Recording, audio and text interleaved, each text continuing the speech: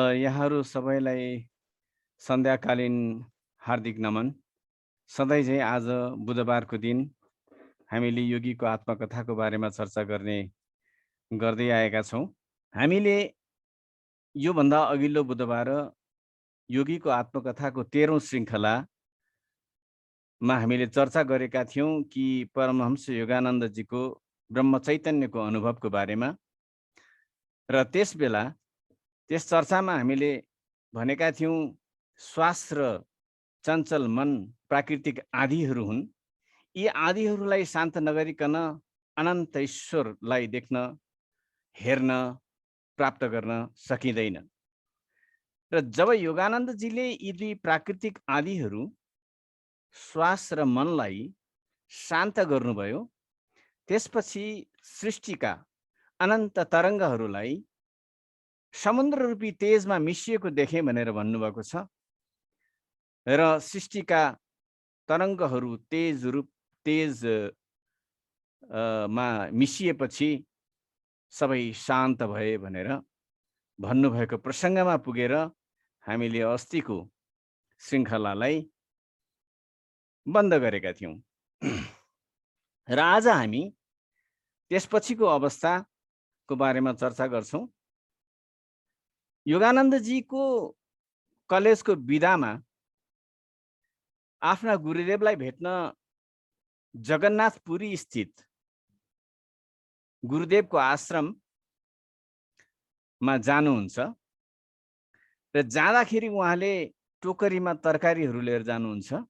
त्यो टोकरीमा तरकारीहरू लिएर जाँदाखेरि त्यसमा 6वटा आफैले स्याहार गरेर हुर्काइएको काउली, ठुल्ठुला काउलीहरूलाई पनि लिएर जानुहुन्छ। अब त्यो आश्रमको कुरा गर्दाखेरि त्यो आश्रम जगन्नाथपुरी, जुन जगन्नाथ बाबाको मन्दिर छ, त्यसको नजिकै स्वर्गद्वार भन्ने ठाउँ छ। त्यो स्वर्गद्वार भन्ने ठाउँमा करार आश्रमको नामले परिचित छ। जुन करार आश्रम युक्तेश्वर गिरिजीको पारिवारिक नाम थियो प्रियनाथ करार। हामीले योभन्दा अगाडि पनि चर्चा गरेका छौँ। र प्रियनाथ करारको आफ्नो समाधि मन्दिर भएको र उहाँको आफ्नो आश्रम भएको हुनाले त्यो आश्रमलाई करार आश्रम भनेर चिनिन्छ। त्यो आश्रममा मैले पनि जगन्नाथपुरीको दर्शन गर्न जाँदाखेरि स्वर्गद्वारमा रहेको त्यो करार आश्रममा जाने सौभाग्य मिल्यो। म लगायत हामी 6 जना हामी त्यहाँ पुग्यौँ। मेरो परिवारका 4 जना, मेरो भाइको परिवार र मेरो परिवार, त्यसपछि अर्को 2 जना साथीहरू गरेर हामी 6 जना त्यहाँ करार आश्रममा पुगेर युक्तेश्वर गिरी महाराजको समाधि मन्दिरमा हामीले आफ्नो शिरहरू नमन गर्ने त्यो अवसर चाहिँ हामीलाई मिलेको थियो भनेर मैले थोरै यहाँ हजुरहरूसँग सेयर गरेँ। त योगानन्दजीले आफ्नै हातले रोपेको ठुल्ठुला काउली लगायतका 1 टोकरी तरकारी लिएर गएर गुरुदेवलाई भन्नुहुन्छ, गुरुदेव, यो हजुरका लागि मैले उपहार लिएर आएको छु। एउटी आमाले जसरी आफ्ना सन्तानलाई हेरविचार गर्छिन्, हुर्काउँछिन्, स्याहार गर्छिन्, सम्हार गर्छिन्, त्यसरी नै मैले यी काउलीहरूलाई हेरविचार गरेँ, सम्हार गरेँ र यी यस्ता भए। त्यस मैले यो काउली हजुरको समयमा मैले टक्राएको छु भनेर गुरुदेवलाई योगानन्दजीले भन्नुहुन्छ। गुरुदेवले धन्यवाद दिँदै भन्नुहुन्छ, आफ्नो कोठामा लगेर राख, भोलि विशेष रात्रि भोजको लागि आवश्यक हुन्छ। यति भनेर गुरुदेवले स्वीकार गरिसकेपछि तरकारीको टोकरी लिएर गएर आफ्नो कोठामा खाटमुनि लिएर गएर राख्नुहुन्छ। त अर्को दिन बिहानै गुरुदेवले आफ्ना केही शिष्यहरूसँग समुद्र किनारमा, त्यो चाहिँ समुद्र किनार भन्नाले कस्तो छ भने जगन्नाथपुरी भनेको बे अफ बङ्गालको किनारमा छ, बङ्गालको खाडीको किनारमा छ। त त्यही समुद्र किनारमा हामी डुल्न जाउँ भनेर भन्नुहुन्छ र सबैजना विद्यार्थीहरू, शिष्यहरू भएर चाहिँ डुल्न जानुहुन्छ। समुद्री तटमा ती बालुवामा लाइन लागेर चाहिँ नि सबैजना हिँड्छन् र गुरुदेव, सबै शिष्यहरू हिँड्छन् र ती सबै शिष्यहरू सँगसँगै गुरुदेवले पनि पाइलामा पाइला मिलाएर हिँड्नुहुन्छ। यहाँ एउटा विचारणीय कुरो के छ भनेदेखि युक्तेश्वर गिरी जस्ता सन्तले आफ्ना शिष्यहरूको पाइलामा पाइला मिलाएर हिँड्न आवश्यक थियो या थिएन? त मलाई लाग्छ त्यसको कुनै अर्थ छैन, हिँड्नुको कुनै अर्थ छैन, पाइलामा पाइला मिलाउनुको कुनै अर्थ छैन। तर यसको कारण के हो भनेर हामीले केलाउनु पर्ने हुन्छ। मेरो आफ्नो विचारमा यसको कारण के हो भने कोही पनि सन्त पुरुष आफ्ना शिष्यलाई मात्र यसो गर उसो गर भनेर भन्दैनन्। उनीहरू आफूले जे गर्छन् त्यो सिकाउँछन् र जे सिकाउँछन्, जे गर्न आदेश दिन्छन् आफ्ना शिष्यहरूलाई आफू पनि त्यसको हिस्सा बन्छन्, त्यो आदेशको आफूलाई पनि हिस्सा बनाउँछन्। त्यसो भएको हुनाले यहाँ गुरुदेवले युक्तेश्वर गिरी महाराजले आफ्नो चेला सँगसँगै आफूले पनि पाइला मिलाएर हिँड्नु भएको छ। त्यस्तो अवस्थामा चाहिँ न गुरुमा अहङ्कार हुन्छ न शिष्यमा अहङ्कार हुन्छ। अहङ्कारको भावले स्थानै पाउँदैन। किनभने गुरु हामी आफू सँगसँगै लाइनमा लाइन मिलाएर हिँड्नु भएको छ, पाइलामा पाइला मिलाएर हिँडिरहनु भएको छ। त्यहाँ न शिष्यले मेरो गुरुको अवस्था यो थियो, गुरु त्यसरी आराम गरेर बस्नु भएको छ भन्ने भाव आउँछ, होइन? न गुरुले ती शिष्यलाई यसले यो हिँडेन, यसले यो मिलेन, यसको यो भएन भनेर चाहिँ नि भन्ने अवस्था रहन्छ। तर धेरै जसो सम्प्रदायमा के हुन्छ? त्यस्तो हुँदैन। गुरु गजक्क लाएर बस्ने अनि अरूलाई अराउने अनि के छ छुट्याउने? जात छुट्याउने, वर्ग छुट्याउने, त्यसपछि गएर सम्बन्धहरू छुट्याउने। जो सम्बन्धित छन् उसले प्रशय पाउने, उसले स्थान पाउने, जो अलि टाढाका छन् उनले स्थान नपाउने। यो चाहिँ सम्प्रदायहरूमा हामीले भेट्दछौँ, हामीले देख्छौँ, हामी सबैले भोगेको कुरो हो। यसलाई कसैले पनि नकार्ने अवस्था चाहिँ छ जस्तो लाग्दैन मलाई। मैले यति भनिरहँदा यहाँ एउटा सानो उदाहरण दिन चाहन्छु। पशुपतिमा 4 जना सन्त पुरुषहरूको अलि चर्चा धेरै सुनेका छौँ। ती 4 जना सन्तहरूको चर्चा गर्दा एकजना शिवपुरी बाबा, अर्कोजना चाहिँ खप्तड स्वामी र अर्को एकजना हुनुहुन्थ्यो श्याम चैतन्य बाबा र अर्को हुनुहुन्थ्यो चुनचुन बाबा। उहाँहरू सबैको महासमाधि भइसकेको छ। मैले यहाँ श्याम चैतन्य बाबाको सानो उदाहरण दिन चाहन्छु। श्याम चैतन्य बाबा सम्भवतः उहाँ चाहिँ नि सिख मूलका हुनुहुन्थ्यो, पन्जाबका हुनुहुन्थ्यो र उहाँ आएर पशुपतिमा बस्नुभयो। त्यहाँ इन्डियाबाट आउने धेरै मान्छेहरूले आएर श्याम चैतन्य बाबालाई भेट्दथे। प्रसङ्गवश श्याम चैतन्य बाबाको आफ्नो जन्मस्थानको बारेमा उहाँहरूले सुन्नुभयो। त्यसपछि गएर श्याम चैतन्य बाबाको बारेमा उहाँको परिवारहरूसँग त्यो समाचार पुग्यो। त्यो समाचारहरू पुगिसकेपछि उहाँका परिवारका सदस्यहरूले त्यहाँबाट भाइ भतिजाहरू, भाइ होइन भतिजा भान्जाहरू को मिलेर चाहिँ आउनुभयो, श्याम चैतन्य बाबालाई भेट्नुभयो। भेटिसकेपछि तेस्रो दिन नै श्याम चैतन्य बाबाले आफूलाई भेट्न आएका ती सम्बन्धितहरूलाई भन्नुभयो, तिमीहरू गइहाल, यहाँ भन्न बस्दै नबस्।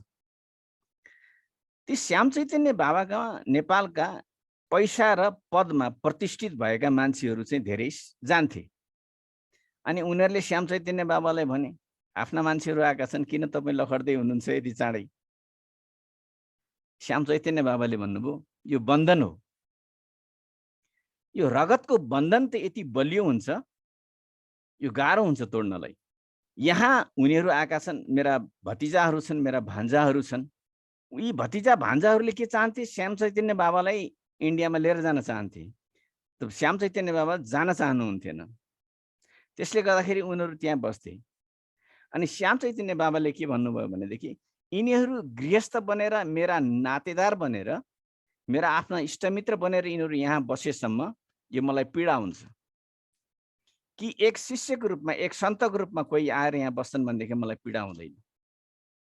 उनीहरू त्यो सम्बन्ध बनाएर यहाँ बस्दाखेरिसम्म यिनीहरूका गतिविधि मका आउने अरू भक्तहरूलाई चित्त नबुझ्न सक्छ, वाद विवाद हुन सक्छ। त्यहाँ मैले केही कुरा भन्न सक्छु, मेरो अहङ्कारको जन्म हुन सक्छ। रगतको सम्बन्ध भनेको यस्तो सम्बन्ध हो, त्यसले सधैँ बन्धनमा राखिरहन्छ।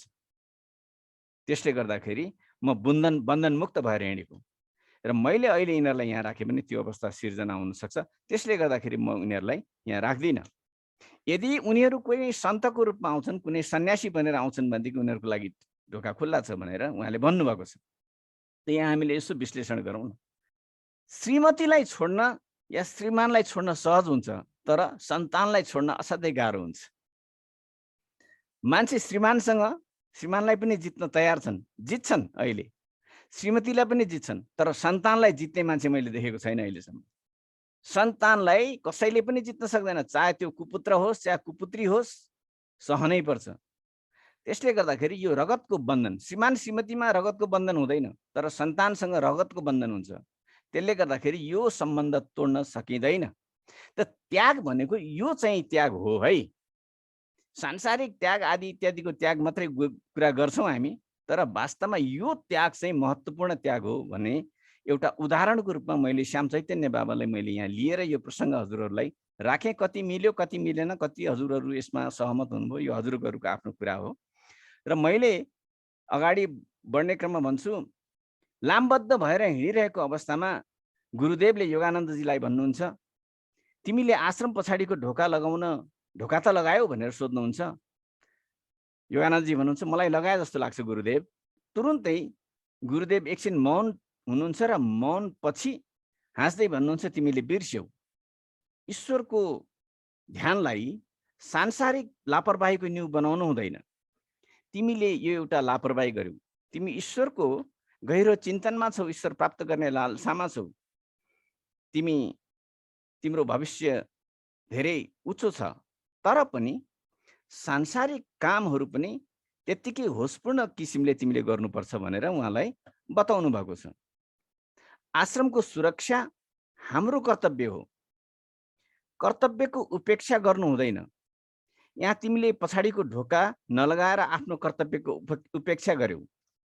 त्यसैले अब यसको सजाय त तिमीले धेर थोर त भोग्नुपर्छ भनेर गुरुदेवले भन्नुहुँदाखेरि योगानन्दजीलाई के लाग्छ भने, सजाय दिने गुरुदेव त हजुर हुनुहुन्छ, यहाँ हुनुहुन्छ, आफ्नै अगाडि हुनुहुन्छ, त मलाई अर्को के सजाय हुनसक्छ भनेर गुरुदेवले ठट्टा गर्नुभएको होला भन्ने हिसाबले चाहिँ नि योगानन्दजीले लिनुहुन्छ। र योगानन्दजीलाई गुरुदेवले बताउनुहुन्छ कि अब तिम्रो 6वटा फुलकोपीमा 5वटा फुलकोपी मात्रै रहन्छ है भनेर बताइदिनुहुन्छ। र उहाँहरूलाई आश्रम, अब हामी आश्रममा फर्केर जाउँ भनेर भन्नुहुन्छ। सबैजना फर्केर आश्रमतिर लाग्नुहुन्छ। त आश्रम नजिकै पुग्दा गुरुदेवले एकछिन पर्ख भनेर भन्नुहुन्छ। सबै शिष्यहरू पर्खिन्छन्, गुरुदेवलाई हेर्छन् र गुरुदेवले यसो पर बायाँतिर हातले देखाएर भन्नुहुन्छ, एकजना मान्छे त्यहाँ आउँछ है, अब एकजना मान्छे त्यो बाटोमा आउँछ भनेर गुरुदेवले शिष्यहरूलाई भन्नुहुन्छ। नभन्दै त्यो ठाउँमा एकजना मान्छे आइपुग्छ। त्यो मान्छे नै तिम्रो सजायको कारण हुन्छ भनेर गुरुदेवले योगानन्दजीलाई भन्दा योगानन्दजीले के सोच्नुहुन्छ भने, यो खासै कुनै रुचिको विषय होइन। सजाय दिने मान्छे गुरुदेव, अर्को कुनै मान्छेले के सजाय दिन सक्छ मलाई? योगानन्दजीको सोचाइ यति हुन्छ। तर यसको गहिराइसम्म हामीले हेऱ्यौँ भने एउटा रहस्य फेला पार्छौँ। यो अगाडिको क्रममा हजुरहरूले त्यो रहस्य महसुस गर्नुहुन्छ जस्तो लाग्छ मलाई। गुरुदेवले देखाउनु भएको ठाउँमा एकाएक एउटा मान्छे आइपुग्छ, एउटा किसान देखा पर्छ र उसको हरकत चाहिँ अलिकति पागल खालको, जस्तो पागल मान्छेहरू बाटोमा नाच्दै जिउ हल्लाउँदै हिँड्छन् त्यस्तै किसिमले जिउ हल्लाउँदै हात हल्लाउँदै हिँडिरहेको हुन्छ। र बिस्तारै बिस्तारै त्यो मान्छे बाटोमा हिँड्दै गर्दाखेरि उहाँहरूबाट चाहिँ ओझेल पर्छ। ओझेल पर्ने बित्तिकै गुरुदेवले के भन्नुहुन्छ भनेदेखि, हेरिराख त्यो मान्छे फर्किन्छ भन्नुहुन्छ। त्यो मान्छे तुरुन्तै फर्किन्छ। फर्किएपछि बिस्तारै आश्रमको पछाडिपट्टिको ढोकाबाट जान्छ। अनि त्यति बेला चाहिँ योगानन्दजीलाई थाहा हुन्छ, ढोकाबाट भित्र पसेको पनि देखिन्छ। योगानन्दजीलाई थाहा हुन्छ ऊ ढोकाबाट भित्र पस्यो, मैले मेरो लापरवाहीको कारणले मैले ढोका लगाउन बिर्सेँ भन्ने कुरा योगानन्दजीले महसुस गर्नुहुन्छ। त्यो भित्र पसेर बाहिर निस्किँदाखेरि उसको हातमा एउटा काउली हुन्छ र त्यो काउली पाएकोमा ऊ असाध्यै रमाउँदै नाचेर हिँडिरहेको हुन्छ, निस्कन्छ। र तत्काल तुरुन्तै योगानन्दजीलाई के लाग्छ भने, यो त चोर हो, यसलाई त समात्नुपर्छ भनेर दौडेर चाहिँ समात्न खोज्नुहुन्छ। गुरुदेवले रोक्नुहुन्छ, चुप लाग, एकछिन पर्ख, नजाऊ भनेर गुरुदेवले भन्नुहुन्छ उसलाई। अनि गुरुदेवले भन्नुहुन्छ, बिचरा त्यस पागल मान्छेले फुलकोपीको चाहना राखेको थियो, तिम्रो बेहोसीको कारणले उसले एउटा फुलकोपी पायो त राम्रै भयो, के आपत पर्यो र? हैन, त्यस्तो खासै ठुलो कुरो त केही पनि छैन। उसको चाहना थियो, तिम्रो बेहोसीले गर्दाखेरि उसले प्राप्त गर्यो। त यहाँनिर के चाहिँ देखाउन खोजिएको छ भनेदेखि, दायित्व र कर्मको महत्त्व, दायित्व, कर्मको महत्त्व र सुरक्षा जस्ता कुराहरू जुन नितान्त सांसारिक हुन्, नितान्त भौतिक हुन्, तथापि यसलाई उपेक्षा गर्नु हुँदैन है। यस्तो हुन सकेमा मात्र मनमा द्वेष र घृणाको भावको बिउ उम्रिन सक्दैन भन्ने पाठ चाहिँ यो शिक्षा हामीले लिनुपर्छ भन्ने हो। उदाहरणको एउटा सानो प्रसङ्ग म यहाँ राख्न चाहन्छु। यदि योगानन्दजीले पछाडिको ढोका लगाउनु भएको भएदेखि काउलीको चोरी हुने सम्भावना थिएन। काउलीको चोरी हुने सम्भावना नभएपछि गुरुदेवको यति कुरा सुन्न पर्ने थिएन। अनि त्यो चोरको पछाडि कुद्नु पर्ने थिएन। गुरुदेवले नरोकेको भएदेखि त्यो चोरको पछाडि गएर त्यो चोरसँग त एकछिन भने पनि द्वादश हुन्थ्यो, रिस उठ्थ्यो होला। भनेपछि आफ्ना कर्मले, आफ्नो व्यवहारले, होइन, यी चिजहरूले चाहिँ नि पनि वास्तवमा चाहिँ हामीलाई द्वेष र चाहिँ घृणाको भाव उत्पन्न गराउन सक्ने अवस्था रहन्छ। त्यसले गर्दाखेरि यो चिजमा सजग हुनुपर्छ है। दोष नहुने काम मात्रै गर्छु भनेर हुँदैन। साना साना कुराहरूलाई पनि भुलचुक गऱ्यौँ भने पनि द्वेष, अहङ्कार यस्ता चिजहरू उत्पन्न गर्न सक्ने सम्भावनाहरू रहन्छ। त्यसैले गर्दाखेरि सांसारिक कर्महरू पनि त्यत्तिकै जिम्मेवारीपूर्वक निर्वाह गर्नुपर्छ भनेर यो अर्थी, यो उपदेश चाहिँ यहाँ हामीले लिनुपर्छ भन्ने लाग्छ मलाई। त्यसपछि योगानन्दजीलाई के याद आउँछ भनेदेखि उहाँले आफ्नो औँठी, घडी, केही पैसाहरू चाहिँ ओछ्यानमा माथि कम्मलमाथि नै राख्नुभएको याद आउँछ। त्यसपछि उहाँ कुदेर जानुहुन्छ भित्र। कुदेर जाँदाखेरि न उहाँको घडी चलाएको छ, न पैसा चलाएको छ, न चाहिँ औँठीहरू चलाएको छ, केही कुनै चिज पनि चलाएको थिएन उसले। तर चाहिँ नि खाटमुनि राखेको काउली मात्रै लगेको थियो। यदि उस वास्तवमा चोरै थियो भनेदेखि त माथि भएको चिज लिएर जानुपर्ने। त यो कस्तो अवस्था हो कि यहाँनिर हामीले अलिकति विश्लेषण गर्नुपर्छ।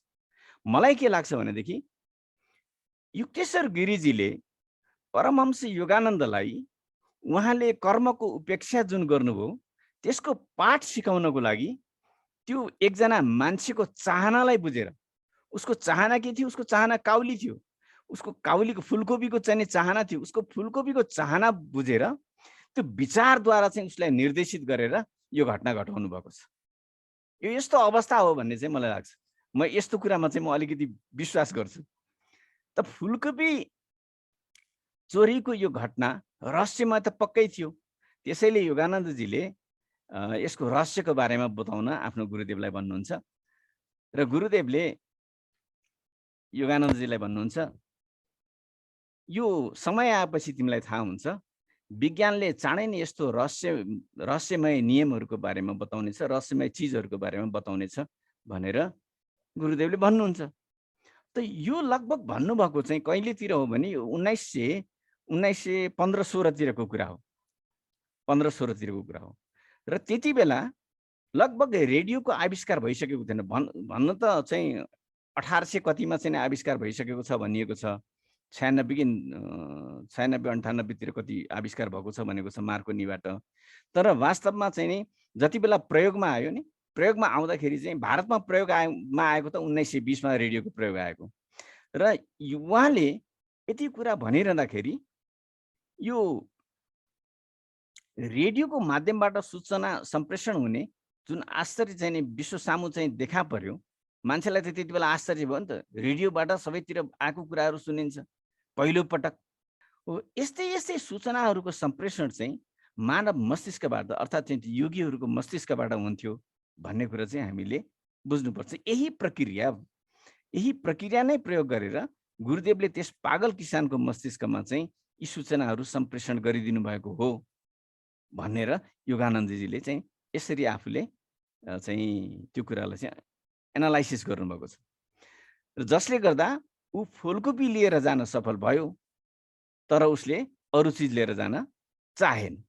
अरू चिजमा उसको दृष्टि पुगेन, किनभने निर्देशित चाहिँ फुलकोपी मात्रै थियो कि गुरुदेवको। उसको चाहनालाई बुझेर फुलकोपीमा लिएर जानको लागि निर्देशन दिनुभएको थियो। त यसको एक मात्र उद्देश्य थियो कि योगानन्दजीलाई सांसारिक कर्मप्रतिको महत्त्व र जिम्मेवारीको बारेमा बोध गराउनु भन्ने चाहिँ नि यसको एकमात्र महत्त्व हो भन्ने हामीले बुझ्नुपर्छ, बुझ्न सक्छौँ जस्तो लाग्छ। त यो सम्बन्धमा योगानन्दजीको फेरि आफ्नै टिप्पणी छ र उहाँले भन्नुभएको छ, मेरो गुरुदेव समग्र रूपले मानव रेडियो हुनुहुन्थ्यो। मानव विचारहरू आकाशमा विचरण गरिरहेका सूक्ष्म स्पन्दन बाहेक केही पनि होइनन्। जसरी रेडियोमा स्टेसनबाट ब्रोडकास्ट हुन्छ नि, प्रसारण गर्दाखेरि ती तरङ्गहरू प्रसारण हुन्छ र त्यसलाई रेडियोमा ग्रहण गर्नको लागि हामीले स्टेसन मिलाएर फ्रिक्वेन्सी मेगाहर्ज मिलायौँ भनेदेखि के गर्न सकिन्छ?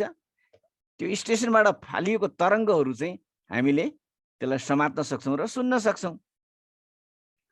ठिक त्यसरी नै युक्तेश्वर गिरीले विश्वमा असङ्ख्य मानव मनबाट निस्किरहेका विचारहरूलाई समात्न सक्नुहुन्थ्यो भनेर योगानन्दजी भन्नुहुन्छ।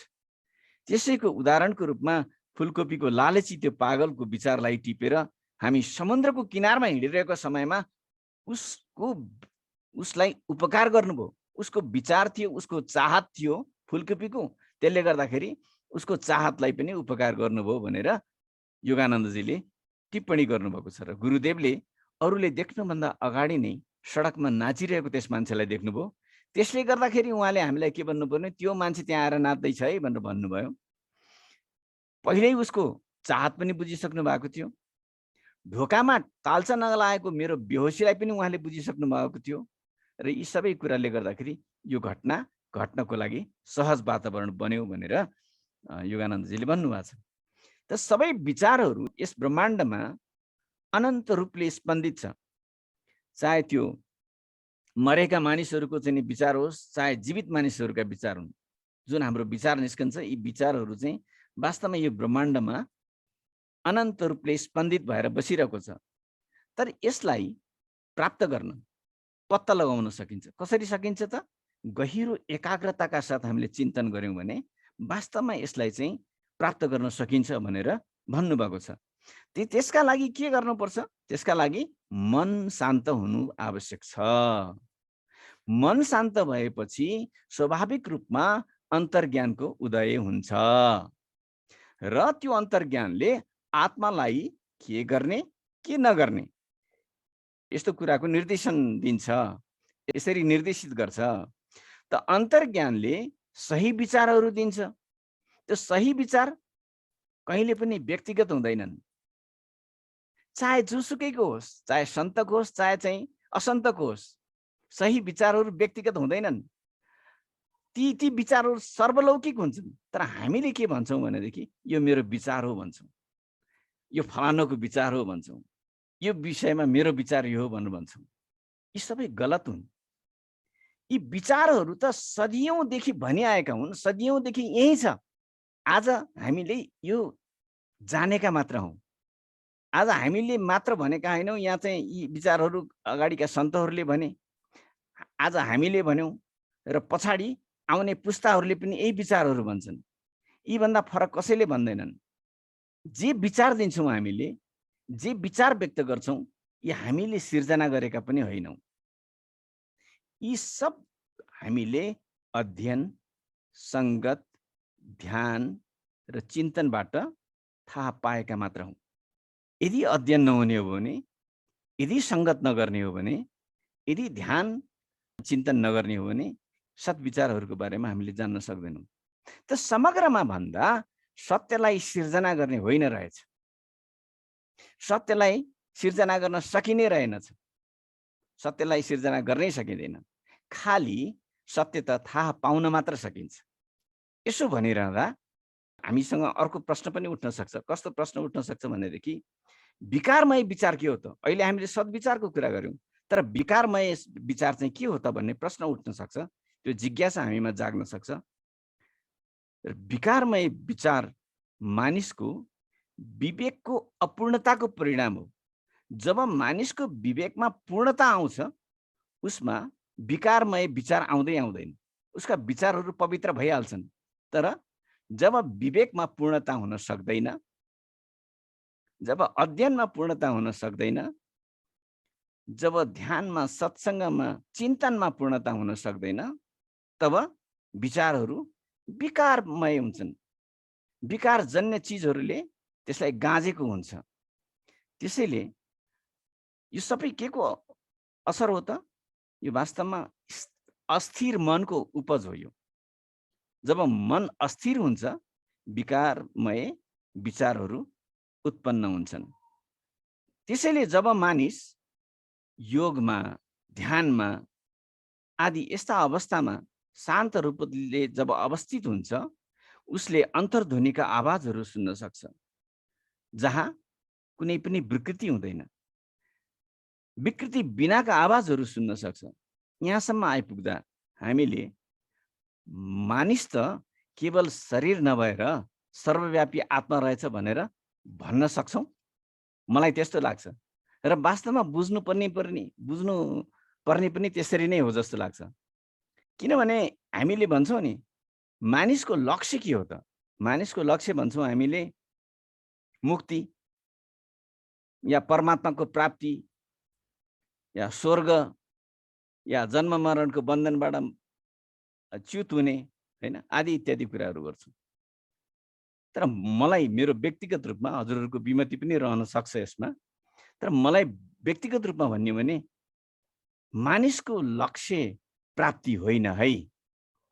जहाँ प्राप्तिको कुरा गर्छौँ त्यहाँ स्वार्थ रहन्छ, त्यहाँ सीमितता रहन्छ। मानिसको लक्ष्य भनेको प्राप्ति हुँदै होइन। मानिसको लक्ष्य त आफ्नै विराटताको पहिचान गर्ने हो, उसको विराटताको पहिचान गर्ने हो। जसरी हामीले युक्तेश्वर गिरी महाराजको विराटताको कुरा हामीले सुनिरहेछौँ, परमहंस योगानन्दको विराटताको कुराहरू सुनिरहेछौँ, हिजो लाहिडी महाशयको विराटताका कुराहरू सुनिरहेछौँ, आदि शङ्कराचार्य र भगवान बुद्धका विराटताका कुराहरू सुनिरहेछौँ। भनेपछि वास्तवमा हरेक मनुष्यको लक्ष्य चाहिँ उसको आफ्नै विराटताको पहिचान गर्नु, प्राप्ति चाहिँ होइन। मानिस एउटा कुनै बन्द कोठामा रहेको शरीर होइन, ऊ त सर्वव्यापक आत्मा हो। यो चिजको पहिचान चाहिँ मानिसको अन्तिम लक्ष्य हो है। यो मेरो धारणा, यसरी बुझ्नुपर्छ भन्ने मलाई लाग्छ। म एउटा उदाहरण दिन चाहन्छु। यो कति मिल्ला नमिल्ला। अहिले हामी कहाँ छौँ? हामी जुममा छौँ। हजुरहरू हुनुहुन्छ आफ्नो आफ्नो ठाउँमा, कोही अमेरिकामा हुनुहुन्छ, कोही युरोपमा हुनुहुन्छ, हामी यही काठमाडौँमा छौँ, कोही झापामा हुनुहुन्छ, कोही पश्चिममा हुनुहुन्छ, कोही पूर्वमा, उत्तर दक्षिण आदि इत्यादि। तर हाम्रा आवाज र आकृतिलाई हामी कहाँ बसेर देखिरहेछौँ? एउटा बन्द कोठामा बसेर देखिरहेछौँ। हामी एउटा बन्द कोठामा बसेर सुनिरहेछौँ। हाम्रा समयका दूरी फरक छन्। हामी अहिले तुरुन्तै भेट्न सक्दैनौँ, तर तुरुन्तै सुन्न सक्छौँ, तुरुन्तै देख्न सक्छौँ। के यो एउटा उदाहरण होइन कि मानिस चाहिँ शरीर मात्र नभएर सर्वव्यापी आत्मा हो? शरीर त हाम्रो आफ्नो कोठाभित्र बन्द छ बाबा, तर हामी सुन्न सक्छौँ, हामीले देख्न सकिरहेछौँ। समय धेरै टाढा छ, हामीले भेट्न पर्यो भनेदेखि कयौँ दिनको यात्रा गर्नुपर्ने हुनसक्छ। त्यसैले के यो चमत्कार होइन? हो, यस्ता धेरै धेरै चमत्कारहरू छन्। योगीजीको जीवनमा पनि असंख्य चमत्कारहरू घटेका छन्। हरेक चमत्कारहरू आश्चर्यजनक हुन्छन्। वास्तविक रूपले हेर्ने हो भने यस जगतमा घटेका हरेक घटना त्यति नै चमत्कार छन् जस्तो हामीले सरस्वती हेर्यौँ भने एउटा सानो बिउबाट एउटा यति ठुलो वृक्ष जन्मन्छ, चमत्कार होइन? पानीबाट बाफ बन्छ, त्यही पानी बरफ बन्छ, चमत्कार होइन? एउटा तरल छ, अर्को देख्नै नसक्ने सूक्ष्म छ, र अर्को एउटा ठोस छ, के त्यो चमत्कार होइन? जन्मनु मर्नु चमत्कार होइन? स्त्री या पुरुष भएर जन्मनु के वास्तवमा त्यो चमत्कार होइन? तताएपछि कुनै चिज सुक्छ, कुनै चिज फुल्छ। तताएपछि धेरै चिज सुक्छन्, डढ्छन्, तर पारोलाई तताएर हेरौँ त त्यो बढ्छ। ढुङ्गा माथितिर फाल्यौँ भने तलतिर खस्छ, त्यो भकुण्डोलाई तलतिर ठोक्यौँ भने माथितिर जान्छ। के आदि इत्यादि चमत्कार होइनन् र? तर हामीलाई चमत्कार जस्तो लाग्दैन। किन चमत्कार जस्तो लाग्दैन भन्दाखेरि त्यस्ता घटनाहरूलाई हामीले आश्चर्य नमानिकन स्वीकार गरेका छौँ, बुझेका छैनौँ, त्यसको वास्तविकता बुझेका चाहिँ छैनौँ, केवल स्वीकार गरेका छौँ। त्यसैले त्यस्ता घटनाले हाम्रा भावहरूलाई उत्तेजित गर्दैनन्। हामीले सोच्छौँ कि हामीले ती कुराहरू बुझिसकेका छौँ, वास्तवमा बुझेका हुँदैनौँ। तर यो यस्तै हो, यो यस्तै हुन्छ भनेर स्वीकार गरेका, युज टु भनौँ न, युज टु स्वीकार गरेको मात्रै अवस्था हो। तर युक्तेश्वर गिरी महाराज जस्ता गुरुदेवहरू, सन्तहरू यी सबै कुरा बुझ्नुहुन्थ्यो, यी सबै कुरा जान्नुहुन्थ्यो।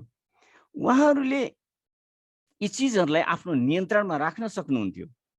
त्यसैले उहाँले रेडियोको आविष्कार भएर प्रयोगमा आउनुभन्दा अगाडि नै विज्ञानले चाँडै नै यस्ता रहस्यमय नियमहरूको बारेमा बताउनेछन् भनेर भन्नुभएको छ। हामीले योभन्दा अगाडि चर्चा गर्दा पनि के हामीले चर्चा गरेका थियौँ भने युक्तेश्वर गिरी महाराजले जति बेला जे कुरा भन्नुहुन्थ्यो नि उहाँले अलिकति साङ्केतिक रूपमा मात्रै भन्नुहुन्थ्यो, सबै कुरा स्पष्ट बताइदिनुहुन्थेन। त्यो सङ्केतको भरमा बुझ्नु पर्थ्यो उहाँको शिष्यहरूले। र विज्ञानको रहस्यमय कुरा पनि उहाँको त्यो एउटा रेडियोको सङ्केत, रेडियोको बारेमा एउटा सङ्केत थियो भनेर योगानन्दजीले यो पुस्तक लेखिरहँदाखेरि 34-35 वर्षपछि यो अनुभूति गरिरहनु भएको छ। त वास्तवमा यस जगतमा जे जति नयाँ आविष्कारहरू विज्ञानले आविष्कार गरेको छ भनेर भन्छौँ हामी, ती सबै यहीँ थिए, यही पृथ्वीमै थिए र यही छन्। ज्ञानी योगी पुरुषहरूले देखिसकेका थिए र आउँदा दिनमा पनि के हुन्छ भनेर उनीहरूले धेरै अगाडि देखिसकेका छन्। आउँदा दिन, वर्ष, शताब्दी, मवन्तर, युग आदि जे भनौँ न, होइन, के हुनेवाला छ भनेर त्यो सबै उहाँहरूलाई उहाँहरूको ज्ञानभन्दा परको विषय होइन, परेको विषय छँदै छैन। उहाँहरूले देखिसक्नु भएको छ। कति बताउन आवश्यक छ बताइदिनुहुन्छ, कति बताउन आवश्यक छैन बताउनु हुँदैन। मलाई यहाँ योभन्दा पछाडिका चर्चाहरूमा आउनेछ, यी चिजहरू चाहिँ यसरी बताइएको थियो भनेर म पछि चर्चा गर्नेछु हजुरहरूसँग। त विज्ञान सत्यमा भन्दा तथ्यमा आधारित हुन्छ। सबै तथ्यहरू सधैँ सत्य हुँदैनन्। फेरि तथ्यहरू सापेक्षिक सत्य हुन्, तथ्यहरू सत्य होइनन् भन्ने पनि होइन, ती चाहिँ सापेक्षिक सत्य हुन् तर निरपेक्ष सत्य होइनन्। त्यसैले आजकल धेरै मान्छेहरूले विज्ञान सम्मत कुरो हो त्यसैले चाहिँ यो सत्य हो भन्छन्। मलाई चाहिँ त्यस्तो लाग्दैन। विज्ञानले प्रमाणित गर्न नसकेका विषयहरूलाई सत्यको रूपमा स्वीकार गर्दैनन् ती मान्छेहरूले, जुन सरासर गलत छ। यो भ्रमले गर्दा नै उनीहरूले वास्तविक सत्यभन्दा पर छन् र के भन्छन् भनेदेखि मैले धेरै मान्छे भेटेको छु जसले जीवनमा विज्ञानै पढेको छैन, उसले विज्ञानको चर्चा गर्छ, यो विज्ञान सम्मत भएन भन्छ। अचम्म लाग्छ। तर वास्तविक तथ्यतिर, वास्तविक सत्यतिर ऊ जान चाहँदैन। यहाँ एउटा सानो प्रसङ्ग आउँछ। एक दिन एउटा डिबिया, मट्टीतेलको बत्ती बाल्ने चाहिँ नि, मट्टीतेलबाट बाल्ने बत्ती, अँध्यारोमा बाल्ने बत्ती, त्यो एक दिन हराउँछ। बत्ती बाल्ने बेला भेटिँदैन। नभेटिसकेपछि त्यो डिबिया खोज्न भनेर लगाउनुहुन्छ गुरुदेवले। खोज्न भनेर लगाउँदाखेरि त्यो वरिपरि हेर्दा भेटिँदैन। अनि एकजना शिष्यले भन्छन् पछाडिको ढोकाबाट इनारसम्म त मैले लिएर गएको थिएँ, त्यसपछि चाहिँ मलाई थाहा भएन भनेर भन्छन्। अनि गुरुदेवले योगानन्दजीलाई तुरुन्तै इनारको छेउमा खोज्न पठाउनुहुन्छ। त योगानन्दजीले के सोच्नुहुन्छ भने मेरा गुरुदेव त सबै कुराको पूर्ण ज्ञानी हुनुहुन्छ, उहाँलाई त त्यो डिबिया कहाँ छ भनेर अहिले तुरुन्तै थाहा छ। अब समुद्रको किनारमा भएको लगभग हजुरको कति 1.5 किलोमिटर जति पर्छ होला त्यो आश्रम र समुद्रको किनार। समुद्रको किनारबाट त्यो सडकमा हिँडिरहेको मान्छेले फुलकोपीको चाहत राखेर त्यहाँभित्र पस्न खोजेको कुरा थाहा हुन्छ भने आफ्नै कम्पाउन्ड भएको भित्रको त्यो इँदारमा भएको त्यो डिबिया, इँदारको वरिपरि कम्पाउन्डभित्र भएको त्यो मट्टीतेलबाट बाल्ने डिबिया देख्नुहुन्न त? सजिलै देख्नुपर्ने हो। योगानन्दजीले त्यो सोचेर भन्नुहुन्छ, भन्ठान्नुहुन्छ योगी अब मेरो गुरुदेवले मलाई यो कुरा बताइदिइहाल्नुहुन्छ, म सजिलै भेटिहाल्छु। तर गुरुदेवले बताउनुहुन्न र खोज्न लगाउनुहुन्छ। जाऊ इँदारतिर गएर हेर भनेर भन्नुहुन्छ। फर्केर भेट्नुहुन्न, नभेटेपछि फर्केर आउनुहुन्छ। फर्केर आएपछि गुरुदेवले भन्नुहुन्छ तिमी सानातिना कुराहरूलाई मेरो चाहिँ नि भर पर्छौ, आफ्नो कुरा आफैले गर्नुपर्छ भनेर यस्ता सानातिना चिजमा, निर्देशित गर्नुपर्ने चिजमा, उनीहरूलाई शिक्षा दिने चिजमा गुरुदेवले आफ्नो कहिले पनि आफ्नो चमत्कारहरू गर्नु भएन भनेर यहाँ योगानन्दजीले बताउनुहुन्छ। त यी सबै सन्त महापुरुषहरूको, महान पुरुषहरूको चाहिँ यो आफ्नो चरित्र हो। त युक्तेश्वर गिरीले एक वर्षमा 4वटा पर्वहरूको चाहिँ चाडपर्वहरूको चाहिँ आयोजना गर्नुहुन्थ्यो। ती 4 वटा पर्वहरूमध्ये एकपटक पुरी आश्रममा कर्कट सङ्क्रान्ति जुन चाहिँ साउन महिनामा पर्छ, कर्कट सङ्क्रान्तिको अवसरमा चाहिँ एउटा धार्मिक यात्रा, धार्मिक शोभायात्रा निकाल्ने योजना बनाउनु भयो र त्यो यात्राको नेतृत्व गरेर शिष्यहरूलाई समुद्र तटमा लैजानको लागि योगानन्दजीलाई निर्देशन दिनुभयो। अब साउन महिना, बङ्गालको खाडी, गर्मीको मौसम, शिष्यहरू फेरि के छ शोभायात्रामा खाली खुट्टा हिँड्नुपर्ने, चप्पल लाउन, चप्पल जुत्ता लाउन नमिल्ने। त यो खाली खुट्टा यी शिष्यहरूलाई लिएर हिँड्दाखेरि के हाल होला भनेर अलिकति अप्ठ्यारो मानेर गुरुदेवसँग भन्नुहुन्छ। अनि गुरुदेवले चाहिँ नि बताउनुहुन्छ, तिमीले यसको बारेमा चिन्ता नलेऊ, म तिमीलाई रहस्यको कुरा बताउँछु आज। ईश्वरले तिमीहरूका निम्ति जो शोभायात्रामा हिँड्छन् उनीहरूका निम्ति बादलको छाता पठाउनु हुनेछ र तिमीहरू आराम साथ हिँड्न सक्नेछौ। अब गुरुदेवले यति भनिसकेपछि शोभायात्रा निकाल्ने बन्दोबस्त भयो।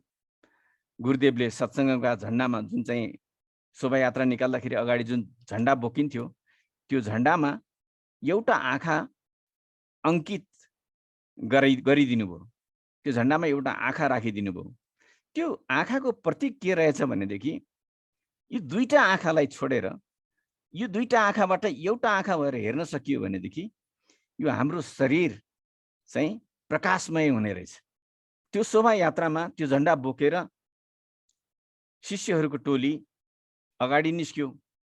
जब यात्रा अगाडि बढ्यो, आकाशमा अचानक बादल आयो र बादलले ढाक्यो। शोभायात्रामा दर्शकहरू दङ्ग परे। त्यो कुनै सम्भावनै थिएन, बादल आउँछ भन्ने कुनै त्यो सम्भावनै थिएन। वरिपरि बादल देखिएकै थिएन। एकाएक बादलहरू देखा परे र शीतलता प्रदान गर्यो। शोभायात्राको क्रममा अगाडि बढ्दै गइयो। अगाडि बढ्दै जाँदाखेरि जब समुद्रको तटमा पुग्यो, तातेका बालुवाहरू थिए। त्यहाँ पुग्नासाथ हल्का वर्षा सुरु भयो। 2 घण्टाको शोभायात्राभरि हल्का पानी परिरह्यो। जसै त्यो शोभायात्रा फर्केर आश्रममा पुग्यो, त्यसपछि बादल पनि हट्यो र पानी पनि बन्द भयो। गुरुदेवले यसरी योगानन्दजीलाई भन्नुहुन्छ, तिमीले देख्यौ ईश्वरले हाम्रो ख्याल कति गर्नुहुन्छ भनेर भन्ने कुरा चाहिँ यहाँ योगानन्दजीलाई बताउनु भएको छ। त यहाँ युक्तेश्वर गिरीले यो बताइरहँदाखेरि के पनि भन्नुभएको छ भने ईश्वर सबैका कुरा सुन्नुहुन्छ है, सबैका लागि काम गर्नुहुन्छ। जस्तो कि मेरो बिन्ती सुनेर उहाँले पानी पार्नुभयो, त्यसै गरी ईश्वरले भक्तको आन्तरिक इच्छा पनि पुरा गर्नुहुन्छ। मानिसहरूले कमै महसुस गर्छन् कि ईश्वरले हाम्रो प्रार्थना कति सुने कति सुनेनन् भनेर। ईश्वर कसैमाथि पनि पक्षपात गर्नुहुन्न, बरु विश्वासपूर्वक शरण पर्नेहरू सबैको कुरा सुन्नुहुन्छ। हामीमा कमी कमजोरी के रहन्छ भने हामी विश्वासपूर्वक शरण पर्न सक्दैनौँ। शरण पर्छौँ तर विश्वासको कमी सधैँ रहिरहन्छ। त उहाँका सन्तानले, ईश्वरका सन्तानले आफ्ना सर्वव्यापी पिताको स्नेहमय दयामा अटुट विश्वास राख्नुपर्छ। जसले सर्वव्यापी परमात्माको शरणमा परेर जसले अटुट विश्वास राख्छ उसमाथि कृपा भइ नै हाल्छ भन्ने गुरुदेवको यहाँ शिक्षा छ उहाँहरूलाई। त यो शिक्षा मलाई लाग्छ हामी सबैलाई हो। शोभायात्रामा सयौं शिष्यहरूले भजन गाए, बाँसुरी करताल ढोल बजाउँदै हिँड्थे। सहरियाहरूले बाटोमा फुल छरिदिन्थे। ईश्वरको पवित्र नामको प्रशंसामा गाइएका भजनहरू सुनेर उनीहरू पनि यात्रामा सहभागी हुन्थे। यात्रा आश्रमको आँगनमा आएर विसर्जन भयो। उहाँहरूले शिष्यहरूले गुरुदेवलाई घेरेर बस्नुभयो र माथि बरन्डामा जति तल हुनुहुन्थ्यो तल भएका शिष्यहरूले गुरुदेवलाई घेरेर बस्नुभयो र केही शिष्यहरूले माथि बरन्डामा गएर सयपत्रीका फुलहरूले चाहिँ नि उहाँहरूलाई स्वागत गर्नुभयो। अब एकातिर अब त्यो विशाल चाहिँ नि शोभायात्रा छ। अब एकातिर अतिथिहरूलाई प्रसाद खुवाउनको लागि खिचडी, तरकारी, खिरहरू पाकिरहेको छ र अर्कोतिर फेरि भजनहरू पनि सुरु भइरहेको छ। र वास्तवमा के भनिन्छ भनेदेखि भारतमा जति पनि यस्ता पारमार्थिक कामहरू हुन्छन्, धार्मिक कामहरू हुन्छन्, धार्मिक उत्सवहरू हुन्छन्, त्यसलाई कसैले पनि कष्टदायक रूपमा लिँदैनन्, कष्टदायक ठान्दैनन् उनीहरूले। यदि जब कष्टदायक ठानिन्छ त त्यो भक्ति हुँदै भएन। त भक्ति हुन जसमा भक्ति छ उसले यस्ता कार्यहरूलाई कष्टदायक मान्दैनन्। तर हामीमा के छ त भनेदेखि हाम्रो देशमा यस्तो भावनाको चाहिँ कमी छ। नेपालमा मैले भन्नुपर्दा मेरो आफ्नो अनुभव हो, मैले देखेको छु हरेक सेवा र धार्मिक कार्यमा नेपाल पछि छ। मेरो व्यक्तिगत अनुभव हो, विमति राख्न 100% छुट छ हजुरहरूलाई। सूर्य अस्त हुँदा सबै सयकडौँ अतिथिहरूलाई हामीले प्रसाद वितरण गर्यौं, आँगनमा दरी ओछ्यायौं, ताराहरूले भरिएको आकाश मुनि बसेर हामीले गुरुदेवको उपदेशहरू सुन्यौं। गुरुदेवले उपदेशमा क्रियायोग र जीवनमा स्वाभिमान, शान्ति, दृढता, सादा खाना र नियमित व्यायामको महत्त्वको बारेमा चाहिँ चर्चा गर्नुभयो। सबै काम सकिएपछि सकिँदा रातको 12 बजेको थियो। गुरुदेवले मलाई आफू नजिक डाक्नुभयो र भन्नुभयो, मुकुन्द, तिम्रो उत्साहपूर्ण मेहनत र 1 हप्ता अगाडिदेखिको जुन यो शोभायात्रा निकाल्ने जुन तयारीमा तिमी जुट्यौ त्यसको म प्रशंसा गर्दछु र म त्यसबाट प्रसन्न छु। त्यसैले म आज तिमीलाई मसँगै सुत्ने छुट दिन्छु। एउटा शिष्य सबै कुरा सुम्पिएको गुरुदेवसँग सँगै सुत्न पाउनु कस्तो ठुलो भाग्य। त्यसलाई एकदमै आफूलाई अहोभाग्य ठान्नुहुन्छ परमहंस योगानन्दजी। दुवैजना एकछिन मौन हुनुहुन्छ। एकछिनको मौनतापछि दुईजना बिस्तारामा पल्टिनुहुन्छ। बिस्तारामा पल्टेको 10 मिनेट पछि नै युक्तेश्वर गिरी महाराज आफ्नो बिस्ताराबाट उठ्नुहुन्छ र कपडा लगाउन थाल्नुहुन्छ। योगानन्दजी, गुरुदेव किन उठ्नुभयो भनेर सोध्नुहुन्छ योगानन्दजीले। गुरुदेवले के भन्नुभयो भने, केही शिष्यहरूले आफ्नो रेल छुटाए जस्तो छ, तिनीहरू यहाँ आउँदैछन्, तिनीहरूको लागि खाना बनाएर राख्नु पर्यो भनेर भन्नुहुन्छ र म खाना, तिमी थाकेका छौ, तिमी सुत, म गएर खाना बनाउँछु उनीहरूको लागि भन्नुहुन्छ र खाना बनाउन जानुहुन्छ। अब हेर्नुहोस् है, रातको 12 बजेपछि सुत्न जानुभएको छ। अनि योगानन्दजीले भन्नुहुन्छ रातको 1 बजे छ, 1 बजिसक्यो गुरुदेव, कोही पनि आउँदैनन् यति बेला। युक्तेश्वर गिरी भन्नुहुन्छ, तिमीलाई थकाइ लाग्छ, तिमी सुत, चिन्ता नगर, म एकछिनमा बनाइहाल्छु नि यिनीहरूको लागि। एकैछिनमा त्यति भन्ने बित्तिकै गुरुदेव अगाडि बढ्नुभयो। अब शिष्य, परमहंस योगानन्द जस्तो शिष्य कसरी बस्न सक्छ एक्लै? उहाँ पनि गुरुदेवको पछि पछि लाग्नुभयो। पछि पछि लागेर खाना बनाउन, दाल भात तरकारी आदि इत्यादि बनाउन लाग्नुभयो। त्यति बेला युक्तेश्वर गिरी महाराजले परमहंसजीलाई भन्नुहुन्छ, आजबाट तिमीले थकान, निन्द्रा र कडा परिश्रमको जुन डर हुन्छ मानिसमा, कडा परिश्रम गर्न पनि डराउँछ, थकाइ लाग्छ भनेर पनि डराउँछ र निन्द्रासँग पनि डराउँछ, निन्द्रा पनि सुत्नुपर्छ भन्छ, निन्द्रा बिथल्नु हुँदैन भन्ने लाग्छ मान्छेलाई। त यी सबै तीनै चिजमाथि चाहिँ तिमीले विजय प्राप्त गर्यौ। यो चिजले तिम्रो जीवनमा धेरै ठुलो काम गर्नेछ, तिम्रो जीवनमा यो सहयोगी हुनेछ भनेर युक्तेश्वर गिरी महाराजले परमहंस योगानन्दजीलाई बताउनुहुन्छ। भविष्यमा यिनीहरूले तिमीलाई कहिले दुःख दिन सक्ने छैनन् भनेर भन्नुहुन्छ। र गुरुदेवले त्यति भनिरहँदा यता आँगनमा कोही हिँडेको आवाज आउँछ। योगानन्दजी गएर ढोका खोलिदिनुहुन्छ। ढोका खोलिदिइसकेपछि त्यहाँ चाहिँ त्यही ट्रेन छुटेका भाइहरू आइपुग्छन्, गुरुभाइहरू आइपुग्छन् र भन्छन्, गुरुदेवलाई यति बेला रातको समयमा डिस्टर्ब गर्ने मन त थिएन, तर गुरुदेवको दर्शन नगरिकन घर फर्किन मन लागेन। यो कस्तो भाव होला? गुरुदेवको दर्शन नगरी घर फर्किन मन लागेन, त्यसो हुनाले हामी आयौँ। योगानन्दजी भन्नुहुन्छ, गुरुदेव तपाईहरूको लागि खाना बनाउँदै हुनुहुन्छ। ढोका खोलिदिनु भयो, सबैजना भित्र पस्नुभयो। गुरुदेवले सबैलाई स्वागत गर्नुभयो। र गुरुदेवले त्यति बेला योगानन्दतिर हेरेर भन्नुहुन्छ, अब त तिम्रो शङ्का समाप्त भयो होला नि, किन रातिको 1 बजे कोही पनि आउँदैन भनेका थियौ, अब त तिम्रो शङ्का समाप्त होला नि, आए त मान्छेहरू भन्ने प्रसङ्ग यहाँ आफ्नो शिष्यलाई बताउनुहुन्छ।